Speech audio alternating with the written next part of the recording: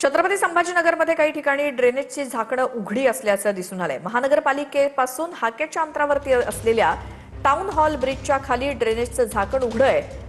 छत्रपती संभाजीनगर महापालिका मुंबईसारख्या दुर्दैवी घटनेची वाट पाहते का असाच प्रश्न पडतोय। चेंबर उघडा असल्यामुळे दुर्दैवी घटना घडण्याची शक्यता आहे। मॅनहोलमध्ये पडून एका व्यक्तीचा दुर्दैवी मृत्यू झालाय।